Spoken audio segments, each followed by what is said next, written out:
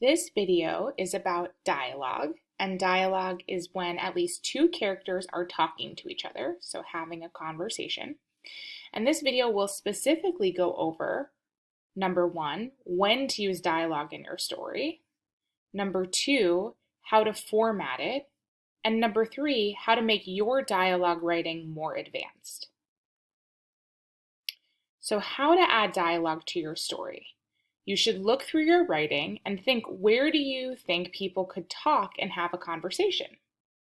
Good places to put dialogue are right after a lot of action or description. You especially might want to include some dialogue during the rising action and climax. How do you format it? So don't forget that you need quotation marks, and you need to say who is talking after the dialogue. So here's your example, and here's the start of the quotation mark. So it says, quote, "Why did you say that?" question mark, and then you close the quote. So whatever is being said always goes inside the quotation, and then Katie asked. When thinking of writing dialogue, it can be helpful to think of a comic with speech bubbles. Whatever they say in the bubble goes inside the quotes, and then you just need to explain who is talking.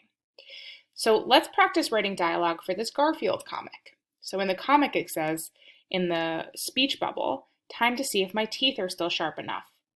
"Ah, my leg." "See you again for my 6-month checkup." So let's practice writing dialogue for this comic. So here I wrote it below. Garfield whispers, quote, "Time to see if my teeth are still sharp enough." And you'll notice that this whole quote right here is right there. It's this speech bubble, right? And so you always put what is being said inside the quotation. "Ah, my leg." That all goes inside the quotation. John yells, looking down to see Garfield biting his shin. And then quotations again. "See you again for my 6-month checkup," and quotation, Garfield laughs, right? And so you'll notice that this, "see you again for my 6-month checkup," that is this speech bubble. So you always put what is being said inside the quotations. To make your dialogue more advanced, add what characters do as they talk. For example, "Why did you say that?" Katie asked, looking straight into Lindsay's eyes. Lindsay looked down at the floor, ashamed of herself. Another way that you can take dialogue to the next level is you can mix it up so you don't just keep repeating, "He said," "she said," "he said," right? "Hi," she said. "Hello," he said. That will get a little bit boring. So you can use a specific word for said and a specific word for asked. So for the word said, here are some synonyms that also mean said, and you can use these instead.